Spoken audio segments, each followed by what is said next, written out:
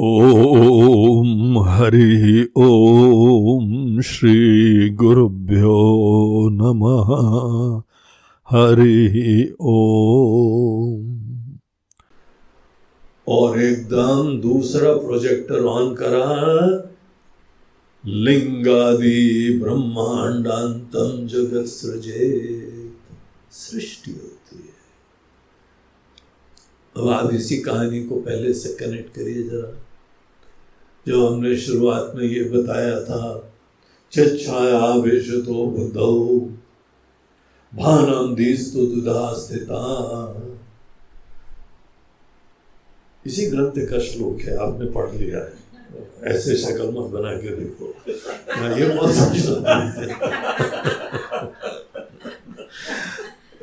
ये हम लोग करके आ रहे हैं। आपने पढ़ भी लिया है, आपने उस समय नोट्स भी लिखे थे, हम देख रहे थे, कुछ स्क्रिबल कर रहे थे वहां पे। इसी ग्रंथ का श्लोक, नंबर बताएं उसका। चित छाया वेश, तो श्लोक नंबर 6। श्लोक नंबर 6 के अंदर ये चीज यहां बताई गई थी कि चेतना की छाया अंतःकरण रूपी शीशे के ऊपर पड़ी। अंतःकरण रूपी शीशा वो कहां से आया, वो जाके यहां पर अब 13वें श्लोक में रहस्य बताया। ये माया की विक्षेप शक्ति है। माया की विक्षेप शक्ति चुटकी भर में सब क्रिएट करती है। तो गुरु जी क्या बात बताइए, यहां वेदांत में the theory of creation is it's, क्या ये डार्विन की क्रिएशन की थ्योरी को सपोर्ट करती है क्या? एवोल्यूशन को सपोर्ट करती है क्या? What is the perception of वेदांतिक rishis in this highly critical issue? इस विषय के बारे में आपका क्या विचार है? बोलते हमारा विचार क्या है? एक बात बताओ, रात को सपने में तुमने पहाड़ देखे थे ना? गंगा जी भी थी? हाँ थी। तो लोग भी थे? हाँ थे। तो तुम्हारे सपने की दुनिया क्या धीमे धीमे एवोल्यूशन के क्रम से बनी थी कि चुटकी में बनी थी? बताओ। वहां पे पहले तुम बंदर थे, उसके उपरांत इंसान बने, धीमे धीमे जो है वो तुम्हारी पीठ टेढ़ी थी पहले, फिर खड़ी होने चालू हुई, फिर टोटल जो है वो हॉरिजॉन्टल हुए और सर उठा के चलने का सामर्थ्य हुआ। डेली सपने में कितने इंसानों को बनाते हो? क्या वो अमीबा से यूनिसेलुलर ऑर्गेनिज्म से पूरा एवोल्यूशन होता है तब जाके सपना बनता है? अगर हर डेली सपने में एक छोटे से यूनिसेलुलर ऑर्गेनिज्म से चालू करते हुए एवोल्यूशन की क्रम चले तो कभी सपना देख ही नहीं पाए हम। हमारा सपना कितने घंटे का होता है? 2-4 घंटे का होता है। चलो थोड़ा सा ज्यादा कर, 8 घंटे का होता है। इससे ज्यादा क्या सोओगे? नहीं 10 घंटा। हाँ चलो 10 घंटे का कितना भी हो, क्या 10 घंटे में पूरा एमीबा से लेके तुम ह्यूमन बीइंग्स तक, होमो सेपियंस तक वो एवोल्यूशन करोगे क्या? चुटकी भर में होता है। इस सिद्धांत को वेदांत शास्त्रों में कहा जाता है दृष्टि सृष्टिवाद। आपकी दृष्टि के ऊपर सृष्टि निर्भर होती है। सृष्टि पहले होती है फिर दृष्टि होती है, ऐसा गलत है, झूठ है, अप्रामाणिक है। हमारे अपने दैनंदिन स्वप्न आदि अवस्थाओं से भी प्रमाणित नहीं होता है। हमारी दृष्टि के ऊपर सृष्टि निर्भर होती है। और हमारी दृष्टि यह है कि यहां पे कुछ दिखने लगती है हमको। इसका कोई स्वतंत्र अस्तित्व नहीं है। माया से जो दिखता है वो टिकाऊ नहीं होता है, थोड़ी देर के लिए दिखता है, उसके बाद होता ही नहीं है। तो जो जो चीजें देख रही है, पिक्चर देख रहे थे अभी थोड़े समय पहले, हम अहमदाबाद गए तो अहमदाबाद में एक वहाँ हमारे बड़े प्रिय शिष्य हैं, उन्होंने बोला है कि गुरु जी यहाँ पे जो है ना 3D मूवी का थिएटर है, साइंस सिटी है यहाँ, साइंस सिटी में जो है ना वो एक 3D मूवीज आपने कभी देखी है क्या? बोला नहीं भाई हमने तो नहीं देखी, सुना है बस, पढ़ा है उसके बारे में। बोलते चलिए आज दिखाते हैं। बोला चलो ठीक है, हम फ्री थे उस दिन बराबर टिकट विकेट ली और हम लोग गए। बहुत बढ़िया पूरी जगह ही बड़ी अच्छी प्यार से बनाई हुई थी, सब बच्चों को विज्ञान के अनेकों रहस्य वहां पे दिखाए हुए थे। उसी के अंदर एक 3D मूवी का थिएटर भी था। तो हम लोग जब अंदर गए तो वहाँ चश्मे वश्मे सबको दिए गए कुछ, तो विशेष चश्मा लगा के फिर वो देखना पड़ता है। तो बैठे तो हमारे साथ मेरा संभल के बैठना है, तो बोल दिया संभल के बैठना, बोला यार कोई खतरा है क्या? बोला बता दे जरा समझ के बैठना।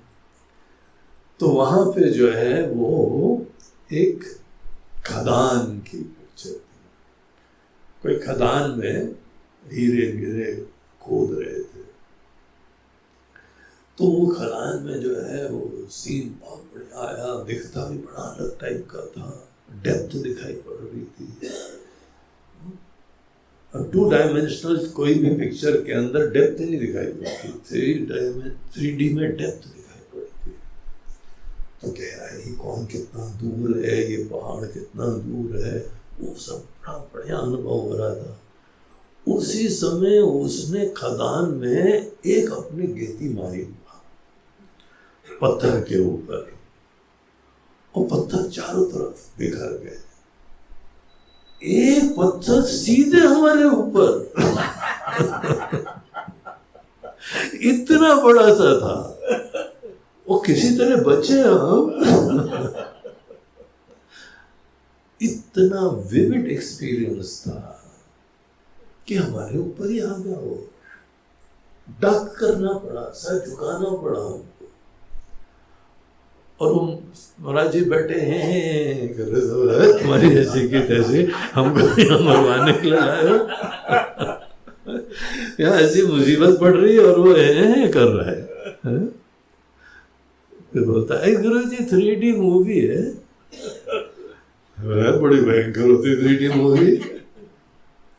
बोलते हैं ये तो जो ईश्वर ने सृष्टि बनाई है ना, हम लोग ने उसी की एक चीप नकल करी है। पूरी दुनिया को आप 3D मूवी की तरह से देखिए। यहाँ कोई चीज दिखाई पड़ रही है ना, जैसे पिक्चर में दिखती तो है, 2D मूवी में कोई गहराई नहीं दिखाई पड़ती है। 3D मूवी में सब ऐसे बैठे हैं, ऐसे यहाँ पे स्वामी जी बैठे हैं और शिष्य लोग बैठे हैं, आश्रम में प्रवचन रही, पिक्चर चल रही है। नहीं ये बिल्कुल सही है, हम चुटकी काट के देखें, बिल्कुल रियल लग रहा है। बोलते हैं हाँ ये उस पिक्चर में भी चुटकी काट के देखो, उसको भी रियल लगता है। सपने में चुटकी काट के देखो, सपनों का शरीर भी रियल लगता है। लेकिन पिक्चर खत्म हो गई थोड़ी देर बाद। जब सब लोग मरेंगे ना तो पिक्चर खत्म हो जाएगी, बेहोश हो जाओगे तो भी खत्म हो जाएगी, सुषुप्ति अवस्था में जाओगे तो भी खत्म हो जाएगी। यहाँ जितनी चुटकियां अपने आप को भी काट लो, दूसरे को भी काट लो, कुछ फर्क नहीं पड़ने वाला है।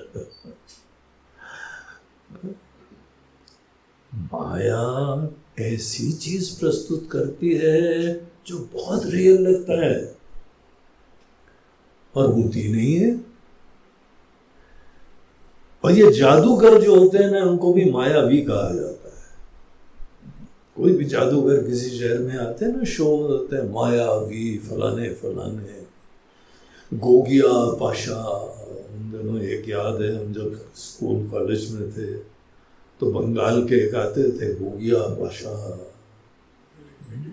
गिली गिली गिली उनका मंत्र था।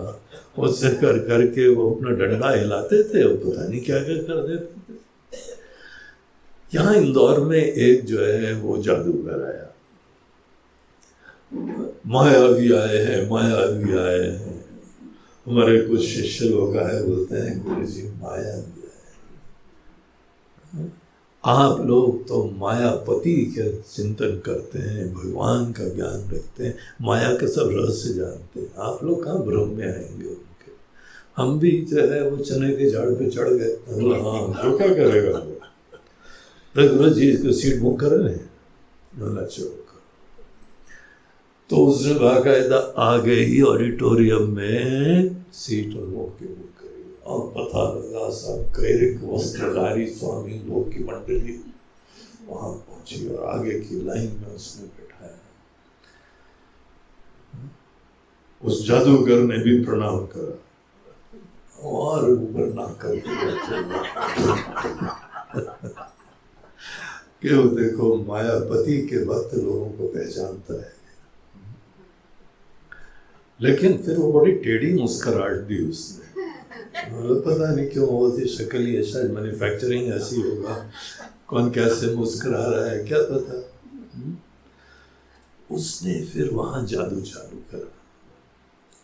एक व्यक्ति को उसने बुलाया, बोला कि देखो आपका चेहरा जो है ना, उससे हमको दिखाई पड़ रहा है कि अंतःकरण मलिन है आपका। ये कौन आ गया? हमारे मन में ठीक है थोड़े बहुत विकार आते हैं, गड़बड़ होता है, लेकिन इसने हमको कैसे पहचान लिया? बोला आप चिंता मत करो, हम आपके अंतःकरण की शुद्धि कर देगा। हमको वॉलंटियर चाहिए, can you please come on the stage. तो व्यक्ति पकड़ा गया, ठीक है कर देंगे।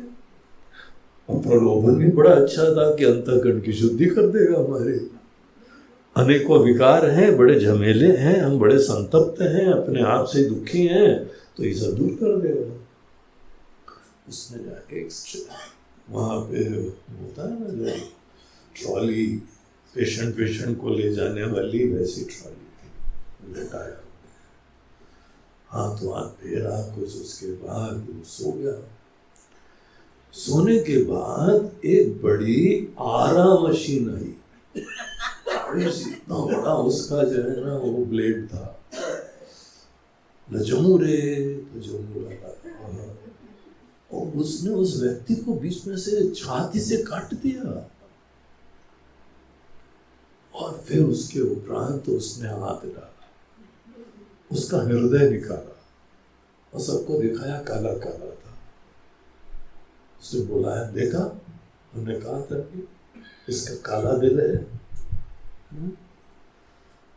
हम लोग सब जो इस हवा में रहते थे कि हम तो माया को जानते हैं, हम तो मायापति के चरणानुरागी हैं, हमको माया क्या करेगी, हम लोग सब सीट के आगे बैठे हुए थे, आंखें भर के देख रहे थे ये चक्कर क्या है, अभी पकड़ता हूँ, अभी पकड़ता हूँ, कुछ नहीं पकड़। हम भी स्तब्ध होके देख रहे थे कि हृदय पूरा रियल था, जैसा हमने अपनी साइंस की किताबों में हृदय का रूप समझा था ना, वही था वो, लेकिन काला काला। उसने सबको दिखाया और वो आदि पड़ा हुआ है। फिर उसने बोला जमूरे, और जमूरा फिर एकदम बाल्टी लाया, बोला सर गोल करो, तो सर गोल आ गया, फेना वेना बाकायदा ऊपर जो है आ गया, और उसने हृदय को सर्फ में डाला, ऐसे धोया जैसे कपड़े धोते हैं ना, ऐसे। हम भी सोच रहे थे यार ये हमको गीता में उपनिषदों में अंतःकरण शुद्धि की साधन बता ही नहीं गया ये तो। For the first time Surf में आदमी का हृदय साफ हो सकता है, ये हम अनुभव कर रहे थे। विचित्र। करा थोड़ी देर बाद निकाला, जिस नैपकिन से उसने 2 बार मुंह नाक पोछी थी उसी से हृदय को उसने साफ करा, पिंक हो गया, बिल्कुल निर्मल, ऐसा बढ़िया पिंक सा हो गया। देखा ठीक है, बढ़िया। फिर गया आराम से उस आदमी के छाती के अंदर घुसेड़ दिया। न स्टिचिंग, न कटिंग, न सिलना, न कुछ नहीं। न उसकी लंग्स पे असर पड़ेगा तो वहां पे ऑक्सीजन का सिलेंडर भी लगा दो, बेचारे का कैसे सांस चलेगी और क्या होगा, कुछ नहीं। पूरा रफ टफ टाइप अंदर डाला, हिलाया और फिर उसने हाथ फैलाया, फिर अपना वो महामंत्र उसने बोला, गिली गिली गिली। सब गीलापना गायब हो गया और फिर सूखा हुआ आदमी उसने 1-2 बार टैप करा, खड़ा हो गया। और आश्चर्य की बात ये थी कि वो व्यक्ति जिसके चेहरे पे टेंशन था, टेंशन गायब था। विकार थे, विकार गायब थे। ये आंखों देखी बात बता रहे हैं, किसी और ने कहा होता तो हम नहीं मानते। अंतःकरण शुद्ध हुआ उसका। और बाकायदा उसने उनसे हाथ मिलाया, प्रणाम करा और फिर बोला, जाइए आपका जीवन सुखी रहे। आशीर्वाद देके वो अपने सीट पे आया। फिर हमारी तरफ देख के टेढ़ी मुस्कुराहट दी उसने।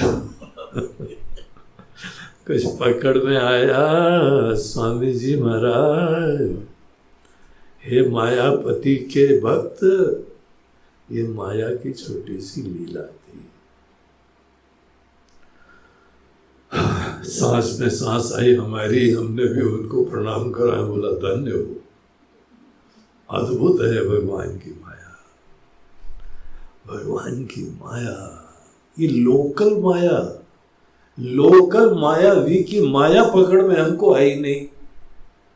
और दुनिया के जो है कर्ता धर्ता ईश्वर की हमको माया पकड़ में क्या आएगी भाई। जहां ये कह दिया जाए ना ये माया है, इसका मतलब इस समय दिख रही है लेकिन इसका इंडिपेंडेंट एग्जिस्टेंस नहीं है, स्वतंत्र सत्ता नहीं है। हमारे अंतःकरण के अंदर चेतना का प्रतिबिंब पड़ता है, अंतःकरण में अहंकार उत्पन्न होता है, हमारे अंतःकरण उत्पन्न होते हैं, ये सब ठीक है, ये प्रमाणित है क्योंकि अनुभव का विषय है ये। लेकिन जहां तक अंतःकरण की स्वतंत्र सत्ता है, इंडिपेंडेंट एग्जिस्टेंस, वो नहीं है इसका। उसका रहस्य इस 13वें श्लोक में आया है। उस 6ठे श्लोक में तो क्वेश्चन भी नहीं आया था हम लोगों के अंदर।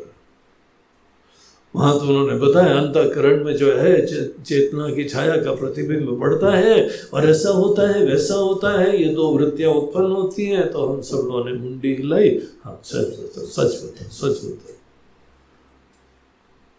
किसी के अंदर क्वेश्चन आया था कि ये शीशा कहाँ से आया? उन्होंने कोई प्रश्न उत्पन्न करा और ये बताया कि ये जो है माया की विक्षेप शक्ति का कार्य है। और यही नहीं है कि माया की विक्षेप शक्ति तुम्हारा अंतःकरण रूपी शीशा बनाती है, पूरे ब्रह्मांड को बनाती है। विक्षेप शक्तिर्लिंगादि ब्रह्मांडांतम जगत सृजेत, सृजन कर देती है। तो इस तरीके से देखिए यहाँ पे इस बहुत ही इंपॉर्टेंट 13वें श्लोक में माया का परिचय और माया की दोनों शक्तियां कैसे ऑपरेट करती है माया। पहले आपको जो है अज्ञान में मोहित करा जाता है, फिर कोई भी कल्पना प्रस्तुत कर दी जाती है। तो ये माया की शक्ति है। तो सृजन होता है। तो अब एक प्रश्न आया, तो अच्छा महाराज जी, माया की विक्षेप शक्ति सृजेत, सृजन करती है, क्रिएशन करती है, सृष्टि उत्पन्न करती है। महाराज जी एक क्वेश्चन है कि एग्जैक्टली सृष्टि किसको बोलते हैं? जब सृजन होता है ना, तो क्या होता है एग्जैक्टली? हम ये सोचे कि एक ही परमात्मा विराजमान है। सृष्टि के आदि में ब्रह्मांड की जब उत्पत्ति हुई, शुरुआत में केवल एक में अद्वितीय परमात्मा हुई, फिर सृष्टि हुई। What exactly is meant by creation? सृष्टि हुई, क्या होता है उस समय? ठीक है, आपने शक्ति भक्ति का परिचय दे दिया कि ये जो है माया की विक्षेप शक्ति है, वो करती है। तो ठीक है, वो करती है, लेकिन क्या करती है? तो ये क्वेश्चन है कि सृष्टि क्या होती है। उसका उत्तर नेक्स्ट श्लोक में आता है। वो भी बहुत ही सुंदर, बड़ा प्रसिद्ध श्लोक है। सृष्टिर्नाम ब्रह्म रूपे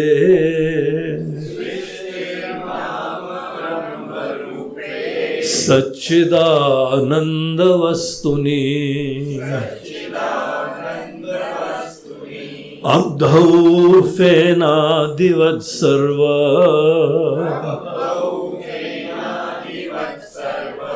नाम रूप प्रसारणा।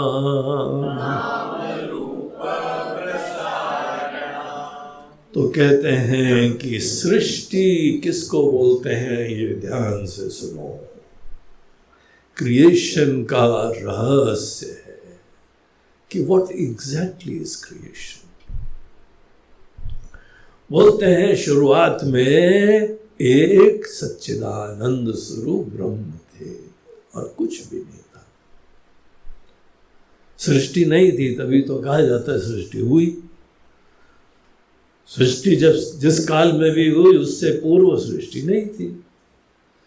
अर्थात उस समय केवल एक ही परमात्मा विराजमान थे। उसके बाद सृष्टि हुई। तो क्या होता है उसमें?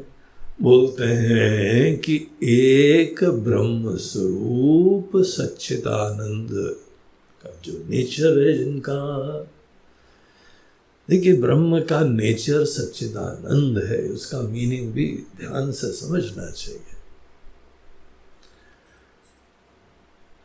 ये हमारे परमात्मा का वास्तविक परिचय है।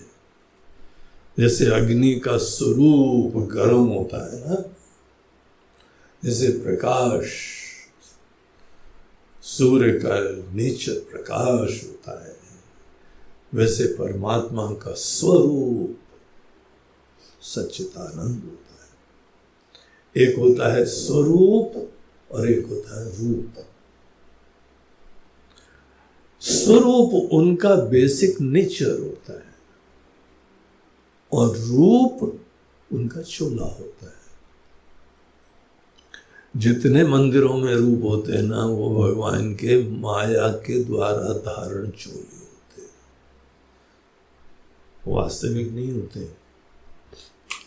यद्यपि उसके अंदर भी परमात्मा है, लेकिन केवल उसके अंदर नहीं होते हैं, आपके हृदय में भी होते हैं। परमात्मा तो कण कण में व्याप्त होते हैं, लेकिन वहां पर उन्होंने एक चोला धारण कर लिया है। वो चोला ही मंदिर में रहता है। वो आए थे, अवतार लिया था, ऐसी लीलाएं करी थी, इतना आशीर्वाद बरसाया था, इतने बढ़िया बढ़िया ज्ञान दिए थे, उपदेश दिए थे, लीलाएं करी थी कि हमको वो प्रेरणा देता है। उनके रूप को देख के उनकी उपदेश, उनकी लीलाएं, उनका सब प्रेम, उनका करुणा, उनका ज्ञान, ये सब देख के याद आता है। लेकिन ये जस्ट वन चोला, वो तो कोई भी चोला धारण कर लेते हैं। देखिए भगवान विष्णु के 10 अवतार में हर अवतार अलग है, एक जैसा नहीं है। वो अपने एक रूप से कोई हैंगअप नहीं रखते हैं। एक बार जो है वहाँ कूर्म अवतार, मत्स्य अवतार, कैसे कैसे अवतार धारण करें। किसी ने तो ये देख के बताया भगवान के विष्णु के अवतार जो है ना, वो भी पानी से धीमे धीमे पैदा हुए, पहले अनेकों पशु का रूप धारण करके डार्विन के एवोल्यूशन की थ्योरी के हिसाब से धीमे धीमे रूप बदलते गए, बाद में इंसान लिया। Total spectrum. मत्स्य अवतार क्या, मछली पानी के अंदर थे, कूर्म, ऐसे सब एक के बाद एक रूप बदलते गए। वो किसी एक रूप से उनकी आसक्ति नहीं है, और उसके उपरांत ये रूप ले लिया। तो रूप हमको बहुत सहायक होता है किसी का भी स्मरण करने के लिए।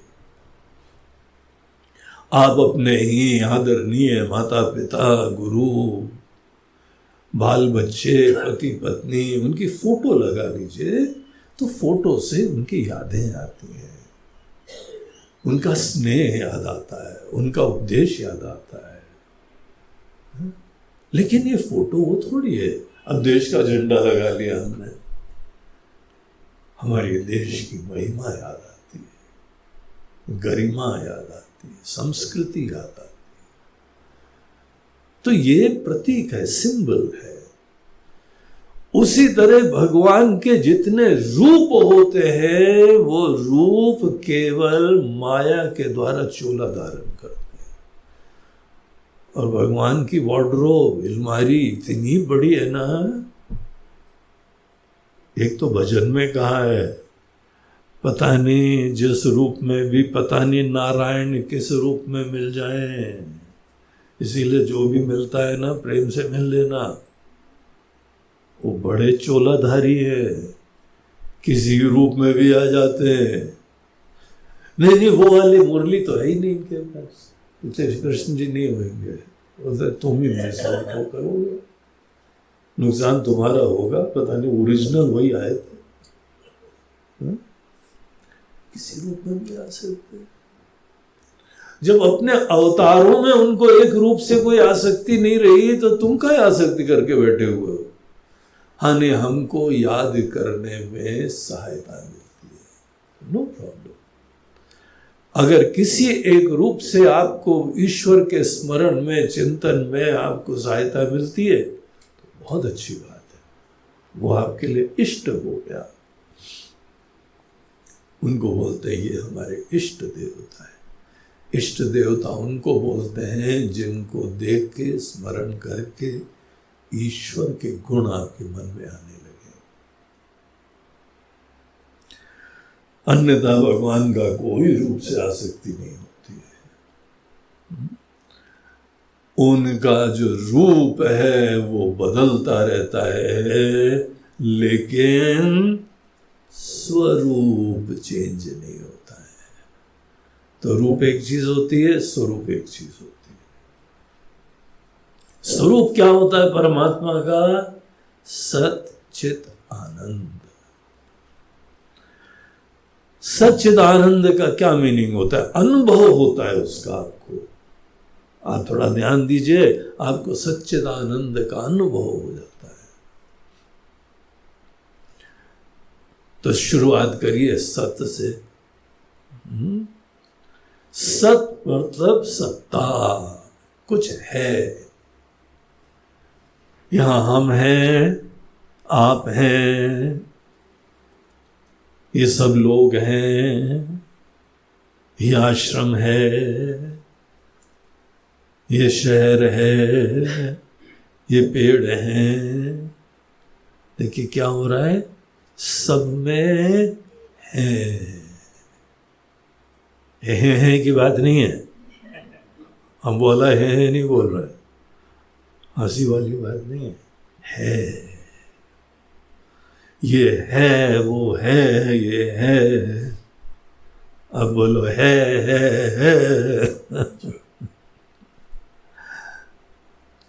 आपको कुछ पकड़ में आता है क्या?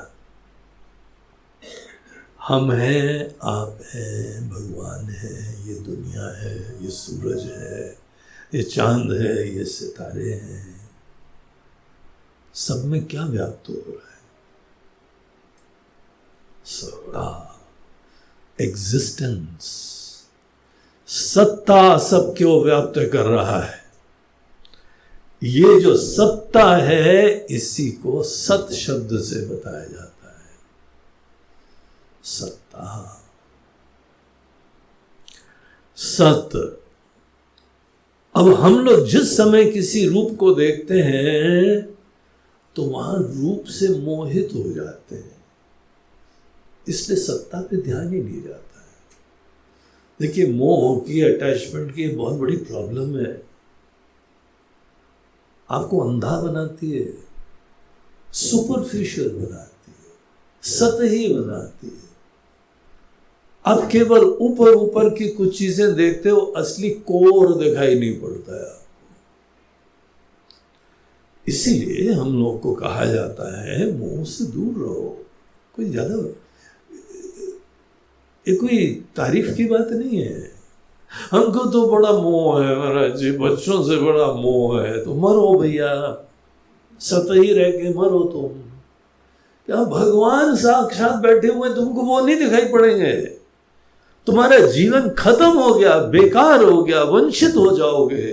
केवल एक सुपरफिशियल परसेप्शन ही तुम देख पाओगे। उसी के गहराई में दिव्य हीरा है। प्यार भी करो, लेकिन हीरा भी तो देख पाओ। परमात्मा जो सबकी आत्मा है, सबकी जान है, सबके प्राण है, वो नहीं दिखेगा। जब भी अगर तुम सतही चीज से मोहित हो जाओगे तो उससे हम ही वंचित होंगे। I'll be the loser, और कोई थोड़ी लूजर होता है। तो ये अभिशाप है, ये अलंकार नहीं है, ये विशिष्टता नहीं है, ये तारीफ नहीं है, ये अभिशाप है। आप कलंकित हैं, आप वंचित हैं, और अज्ञान के अंदर खड़े हुए केवल कल्पनाओं में जियोगे। और मुक्ति इस मनुष्य जीवन के उपरांत भी आपको नहीं मिलने वाली है। किसी ने थोड़ा प्यार से देखा तो मोहित, जहां प्यार से देखा तो मोहित। यार, प्यार से देखने बड़ा मुसीबत हो गया है। गुरुजी आप कहते हैं कि बड़ा प्रसन्न हो के प्यार से देखा करो, हमको तो डर लगता है प्यार से देखने में। क्यों? हंसी की फंसी। जहां प्यार से देखा तो ये भी मोहित, वो भी मोहित, ये भी मोहित। तो हम सबको मोह से बचने के लिए किनारे रहते हैं और जल्दी जल्दी हंसते नहीं हैं।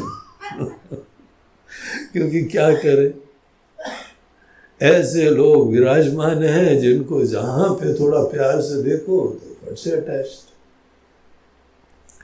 जैसे आतुर है पकड़ने के लिए, आतुर है अटैच होने के लिए, फट से अटैच। हमको दुनिया देखने के लिए भगवान कभी मना ही नहीं करते हैं, लेकिन इतना कहते हैं कि हाँ, ऐसी नजरों से मत देखो कि तुम भी मोहित हो जाओ, अंधे हो जाओ, और दूसरे को भी। देखिए, जिससे अटैच होंगे ना, आप उसको भी ले डूबते। आप तो गए, हम तो डूबे हैं सनम, तुमको भी ले डूबेंगे। ये अटैचमेंट और मोह की आलम होता है, ये प्रॉब्लम होता है उसका। तो ये जो यहाँ पर अटैचमेंट है, ये दुनिया है, ये सब दुनिया को आप तटस्थता से देखो। डिटैचमेंट से देखो, कोई एजेंडा नहीं होना चाहिए, हमको ये चाहिए, हमको वो चाहिए। हम लोग इधर उधर जंगल भी जाते हैं, घूमते फिरते हैं, पक्षियों के प्रेमी हैं, जाते हैं, हमको किसी से अटैचमेंट नहीं रहता, हम केवल देखते हैं। ऐसा देखो कि जहां पे कोई अटैचमेंट ना हो, वो देखने की दृष्टि सिद्ध करो, प्राप्त करो। अगर कुछ लेने के लिए गए, पहाड़ों में चले, हाँ गुरुजी चले, क्यों इतने ज्यादा उतावले क्यों हो गए? नहीं, बड़ा मजा आएगा, आएगा, शांति भी आएगी, मजा आएगा, तो आइडिया ड्रॉप करते, फिर हम नहीं जाएंगे। ऐसे देखो कि कुछ आने का प्रश्न नहीं है। ईश्वर की सुंदरता देखो, ईश्वर की ब्यूटी देखो। गीता के 10वें अध्याय में भगवान बोलते हैं, हमारी विभूतियां देखो, हमारी सृष्टि देखो। यह थोड़ी है कि हमको मजा आया या तुम बड़े अपेक्षाओं से, बड़े प्यास से युक्त हो। हाँ, यहां बड़ी शांति मिली हमको। इतने अशांत थे क्या कि वहां गए तो मिली एक बोतल मिली थी। कितनी मिली? 1 पैक की 2 पैक? अरे महाराज जी 4 पैक मिल गई थी, इतनी मिली थी। अब हमने जब ग्लास में उठाया और जाम टकरा के पीने लगे, तब तक आपने बोला चलो चलने का टाइम हो गया। बोले यार गुरु जी के साथ जाना बड़ा प्रॉब्लम है। जहां थोड़ी देर हमको रमने में, जाने में टाइम लगता है, कहीं पे टिकने में टाइम लगता है, और ये तब तक चलते हैं। बोलते हैं दरअसल प्रॉब्लम ये है, हम दोनों कंपैटिबल नहीं है। तुम अशांति से जाते हो, हम शांति से युक्त होके जाते हैं, इसीलिए तो हम शांति ढूंढते ही नहीं कहीं पे। हम कहीं मजा नहीं ढूंढते हैं, कहीं शांति नहीं ढूंढते हैं, कहीं आनंद नहीं ढूंढते हैं, क्योंकि हम आनंद में रहते हैं, शांति में रहते हैं। और ये हमने यहीं से सीखा है, किससे? रूप स्वरूप विवेक से। रूप स्वरूप विवेक आपने सुना है? रूप स्वरूप विवेक ही परमात्मा तक पहुंचाता है आपको। रूप आंखों से दिखता है, स्वरूप रियलाइज करा जाता है। स्वरूप को जानने के लिए सबसे पहले जो है वो आदमी को सत्ता देखनी चाहिए, सत्य, और उसी में टिको। केवल है, देखो सत्ता सबको, पूरे ब्रह्मांड को अपने हृदय में समाये हुए। एक महाराज जी तो बोलते हैं कि पूरी ब्रह्मांड मुझ सुख अंबोधि में ये जग वीचियां उठती रहे, मिटती रहे। हम एक ऐसा सागर है जिसमें सृष्टि के भिन्न भिन्न रूप वो आते हैं, जाते हैं। हमारे अंदर ही दुनिया है, सत्ता के अंदर पूरी दुनिया है। सत्ता पे ध्यान दो, और उसके उपरांत जब ये सत्ता मात्र पे ध्यान देते हैं तो ये सत्ता, फिर दूसरा शब्द देखो, चित्त है। सत चित्त, आनंद। चित्त उसको बोलते हैं जो कि स्वप्रकाश होता है। देखो दुनिया के अंदर मोटे तौर से 2 प्रकार की चीजें होती हैं, एक होती है जड़ और दूसरी होती है चित्त। क्या भेद होता है दोनों में? जड़ चीजें वो होती हैं जिसको जानने के लिए किसी न किसी प्रकाश की जरूरत पड़ती है। उनके अंदर स्वतः कोई प्रकाश नहीं होता है, इसीलिए बाहर की लाइट की जरूरत पड़ती है। अब आप कमरे में गए, स्विच ऑन करो। क्यों ऑन करते हो? महाराज जी कहाँ बेड है, कहाँ कुर्सी है, बिड़बिड़ा ना जाए, दिखता थोड़ी है। जो चीज के अंदर अपना प्रकाश नहीं होता है उसको कहा जाता है जड़। अब रात हो जाती है, दुनिया दिखती नहीं है। दूसरे दिन सवेरे जो है सूर्य उदय हुआ, दुनिया दिखने लगी।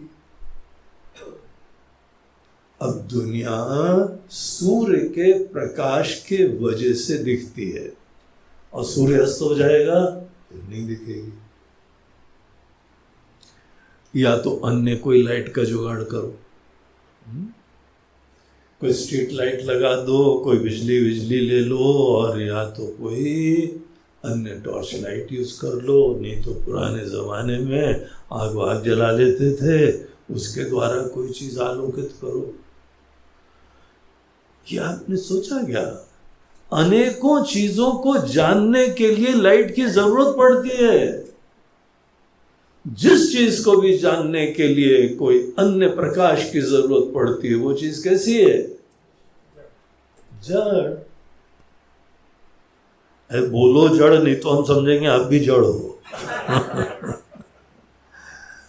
जिस चीज को जानने के लिए लाइट की जरूरत पड़ती है वो क्या है? जड़।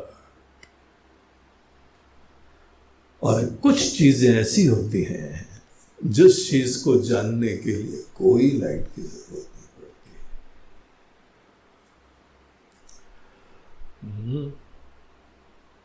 किम ज्योतिस्तव भानुमानहनि में रातो प्रदीपादिकम।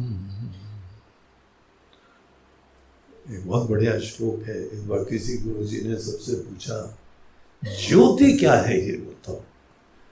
गुरुजी अभी हम ज्योतिर्लिंग से आ रहे हैं। ठीक, वेरी गुड।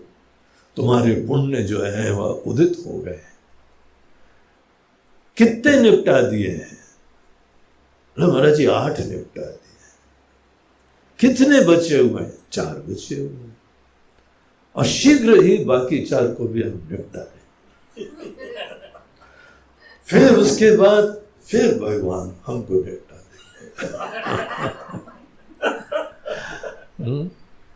अब जिसके दर्शन करके आ रहे हो ना, वो ज्योतिर्लिंग है। फिर सोचो, किम ज्योतिस्तव भानुमानहनि में, क्या होती है ज्योति?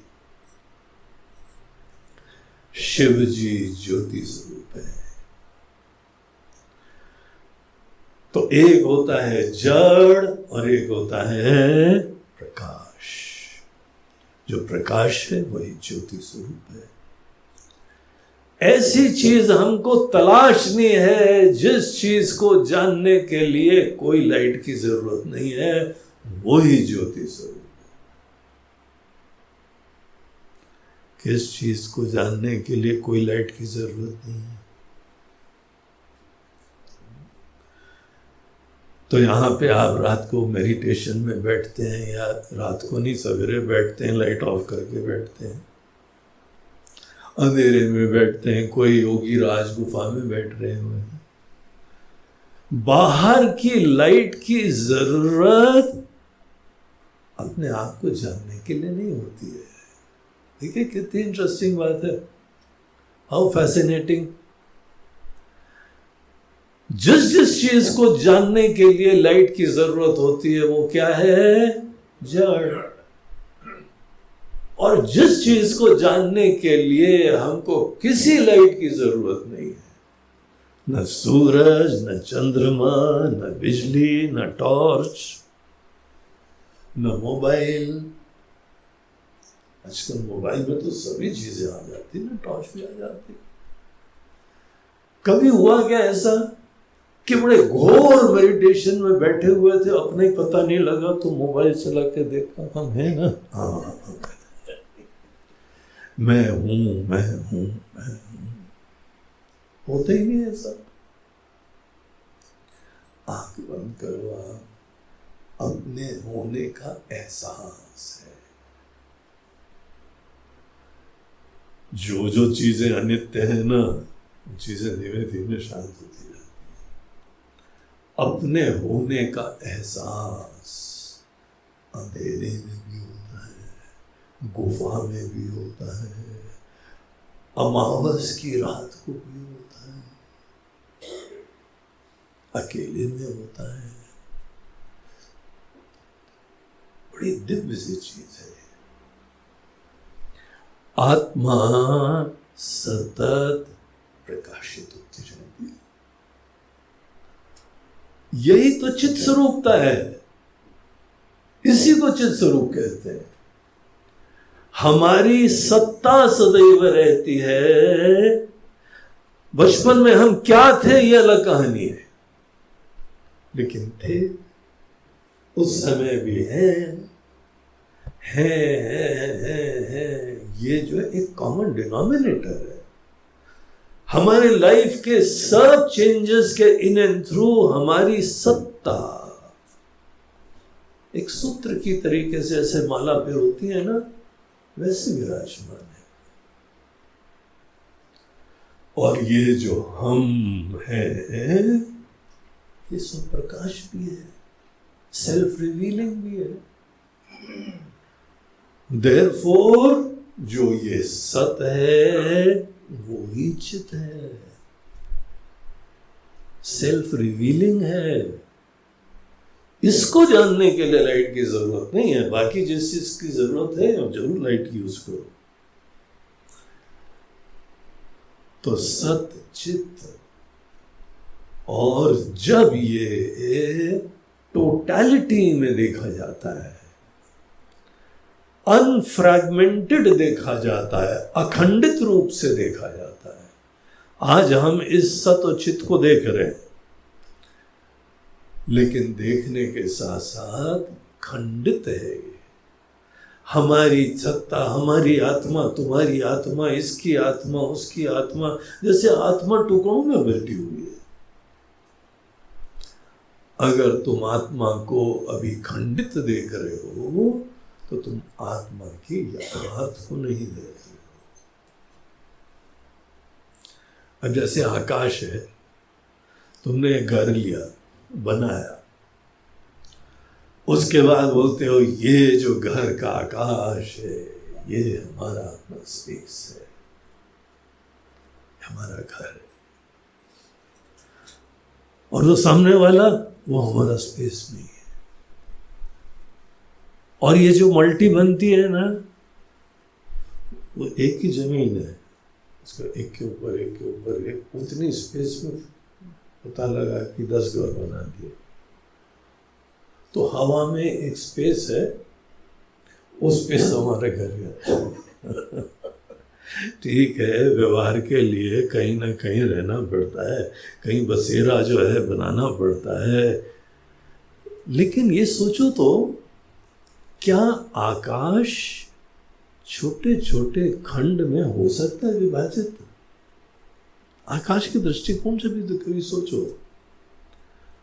आकाश टुकड़ों में विभाजित हो ही नहीं सकता है। हमारा आकाश, तुम्हारा आकाश, ये बात एक कल्पना मात्र है। वस्तुतः एक अखंड आकाश है, जिसमें पूरी पृथ्वी विराजमान, पूरा ब्रह्मांड विराजमान। आकाश की दृष्टि से देखो तो कहानी अलग है।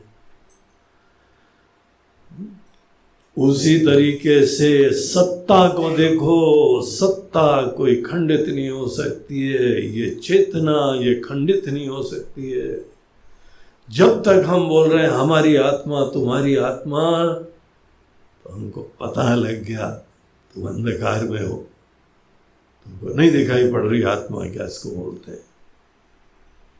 ना समझो, मोहित हो, अभी सो रहे हो माया की दुनिया में। अंतःकरण शुद्ध करने के लिए मायावी जो है आरी से काट रहा है, निकाल रहा है। अब हमारे पास मत आना, बोला गुरुजी वो वाला सर्फ मंगवा लो जिस सर्फ में हमारा भी अंतःकरण धुल जाए।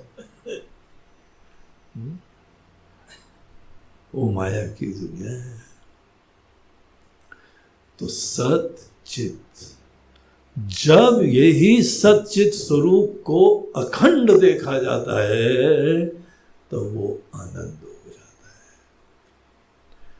जब तक सच्चित को खंडित देखा जाता है तब तक आनंद से वंचित होते हैं। आपने सत्ता को देख लिया, चेतना को देख लिया, लेकिन आनंद अभी नहीं मिलेगा आपको। क्यों? क्योंकि अभी भी हम छोटे हैं, क्योंकि अभी भी बाकी हमसे अलग है। तो सच्चित के यथार्थ के दर्शन पे हमको आनंद उसी तरीके से दिखाई पड़ता है जैसे अभी सत दिखाई पड़ रहा है, चित दिखाई पड़ रहा है। इस सच्चित आनंद स्वरूप तत्व को ही ब्रह्म कहते हैं। ये परमात्मा का स्वरूप है। तो एक परमात्मा का रूप हो गया जो वो किसी भी प्रयोजन से रूप धारण करते हैं। जैसे हम लोग भी ओकेजन के हिसाब से ड्रेसेस पहनते हैं।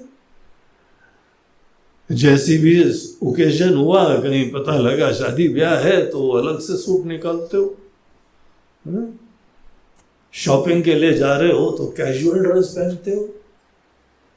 खेल के लिए जा रहे हो तो फिर वॉक के लिए जा रहे हो अलग ड्रेस पहनते हो।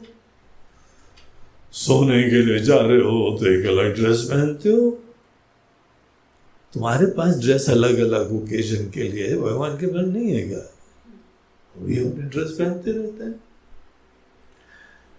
कभी दशरथ नंदन बन के आए क्योंकि इस भक्त ने ही प्रार्थना करी थी, तो उसमें ऐसा रूप मिल गया, किसी में दूसरा रूप मिल गया।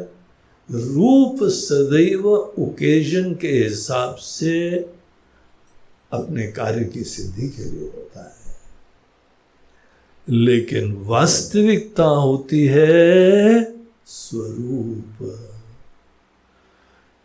स्वरूप का दर्शन ही आत्मा का दर्शन होता है।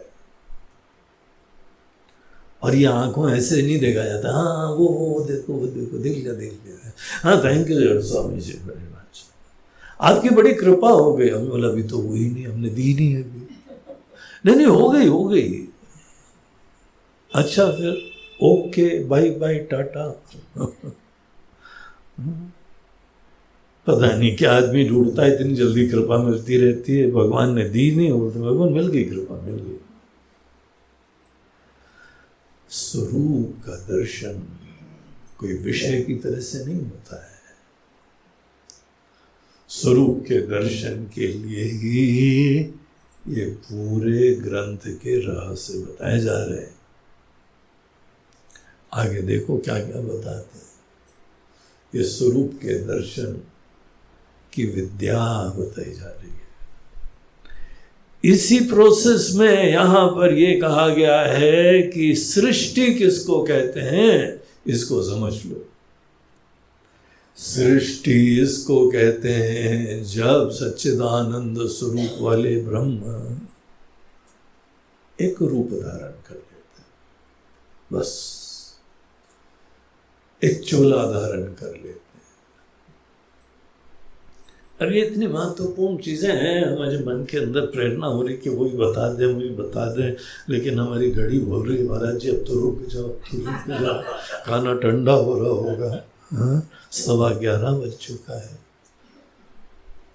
थोड़ा तो ध्यान रखो सब लोगों का। इवन दो हम जानते हैं कि आप सब असंग हैं हमसे, इवन तो हमको ये भी एहसास है विनम्रता से कि हम जो भी बताएंगे वैसे के वैसे शक्ल बना के बैठोगे आगे। महाराज जी, और उसके बाद ये श्लोक भी बोलोगे, असंगो हम असंगो हम असंगो हम, पुनः पुनः। गुरु जी इंक्लूडिंग आप आपसे भी असंग है, भगवान से भी असंग है, शास्त्र से भी असंग है। असंगो हम असंगो हम। लेकिन तो भी हमको जो है बताना तो है कि किसको बोलते हैं रूप, स्वरूप किसको बोलते हैं, ये हमने थोड़ा सा संकेत करा है, थोड़ा सा, ज्यादा नहीं करा। इंडाइजेशन हो जाता है, बहुत ज्यादा डोज दे देंगे तो बदहजमी हो जाएगी, पेचिस हो जाएगी, एक दो को हो गई लफड़े वाली चीज खा के आए थे। चलो वॉक करने चलते हैं, तुमको पानी पूरी खिलाते हैं, खाओ बेटा पानी पूरी। और गंदा संदा, एक जगह तो पानी पूरी में पसीना गिर रहा है, कपड़ा पोंछ रहे हैं, उसी से ये कर रहे हैं, वो का हाइजीन का थोड़ी ध्यान रखते हैं। यहाँ कैंप करने के पहले कितनी जिम्मेदारी हमारी होती है। जितने वाटर फिल्टर्स हैं उनके कैंडल्स चेंज करिए, कि हमारे घर में यहाँ पे लोग आ रहे हैं, उनकी हेल्थ का पूरा ध्यान रखें। खाने का मेनू बरसात के हिसाब से भोजन बनेगा, बदहजमी ना हो जाए, प्रॉब्लम ना हो जाए, आप सब सकुशल रहो। जिम्मेदारी होती है, और इसीलिए नियम भी होता है कि आश्रम में रहते हुए बाहर से कोई न जाके खाना। आपको तो नुकसान होएगा, आप तो गुरु जी दस्ते लग गए, तो गुरु जी को देखना पड़ेगा, आप हमारे घर में आए हो। लेकिन उसके उपरांत आप इस ज्ञान से वंचित हो जाओगे। शास्त्रों की पूरी जो है व्यवस्था, नियम, विधि, निषेध, सबसे झूठे हो जाओगे। क्यों? क्योंकि बस जीभ लपलपा रही है, जीभ को टेस्ट चाहिए, इस पे अंकुश रखना पड़ता है। मत खाओ। सोचो, अनेकों ज्ञानी लोग, तपस्वी लोग, सन्यासी लोग इतना सरल क्यों खाते हैं? नहीं तो शरीर कहां से रोग आ जाता है ना, पता थोड़ी चलता है। बहुत ही शुद्धि का ध्यान रखो, आपका स्वास्थ्य अच्छा रहे, आपका यहाँ आश्रम में रहना कल्याणकारी हो, इसके लिए पूरे एफर्ट हैं। और ये यहाँ के नियम है, इसका नियम का पालन करो। ऐसे हवाबाजी मत हो कि गुरु का ज्ञान है, हाँ ठीक है चलो बोल रहे हैं तो उनका काम ही है बोलते रहना। स्वच्छंद होके मन मर्जी करते हुए तो मत बोलो अपने आप को हम शिष्य हैं गुरु के। ऐसी मन मर्जी करने वाला, स्वच्छंदता से युक्त कोई शिष्य नहीं होता है। मत धोखा दो अपने आप को। औपचारिकता पूरी करते हैं। किसको बहला रहे हो? अपने आप को बहला रहे हो कि हमको बहला रहे हो? प्रेम से भी हम समझाते हैं, तर्क से भी समझाते हैं। जब किसी के भेजे में नहीं घुसे तो हम रौद्र रूप दिखा के समझाते हैं। तुम होगे जो भी होगे अपने घर के होगे। यहां हमारी एक परंपरा है, एक व्यवस्था है हमारी। सदा शिव समारंभाम शंकराचार्य मध्यमाम अस्मदाचार्य पर्यंताम। हम उस परंपरा के प्रतिनिधि हैं। भगवान शंकर से जो प्राप्त ज्ञान है वो आपको दे रहे हैं। ये मन मर्जी नहीं चलती है। यहां पे नहीं रह सकते हो तो अपने घर में बैठो जाके। आपसे मिलके खुशी हुई, बस दैट इज ऑल। यहां ज्ञान लेने आए हैं कि ज्ञान सबका खत्म करने के लिए आए? ये हमारी तरफ से कोई आपको आशीर्वाद नहीं मिलेगा ऐसे कुकर्म करने से। शरणागत होता है, तपस्वी होता है, धर्माचरण करता है, नियमों में रहता है, वो हमारे आशीर्वाद का पात्र होगा। ऐसे थोड़ी है विक्षिप्त मन, काम के वेश में कामावेश में ये झोंका पड़ता रहता है कि अरे आपका मन है, आपकी कामना है, आप ही को लगाम देना है भाई, और श्रद्धा से, ज्ञान से उसको देना चाहिए। एक को बड़े खाने की लोलुपता हुई, दूसरे का यहां काम खराब कर दिया,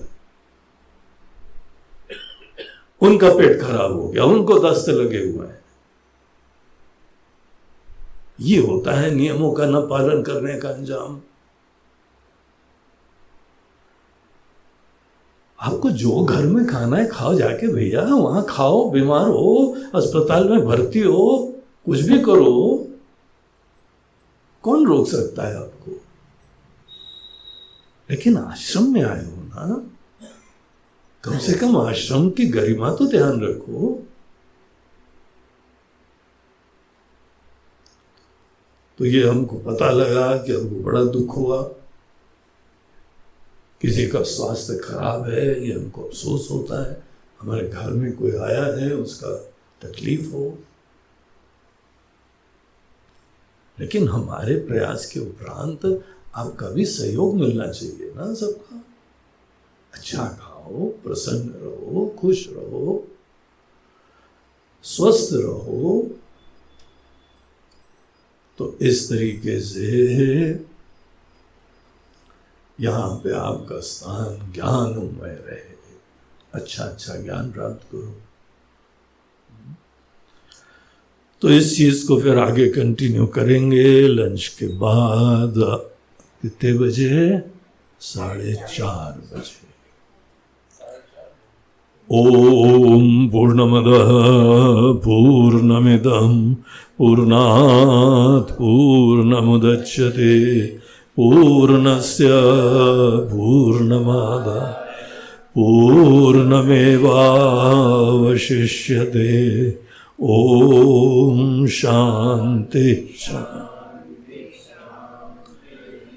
हरि ओम श्री गुरुभ्यो नमः। हरि ओम नमः पार्वती। हर हर महादेव। नर्मदे हर बोलो गंगा की जय।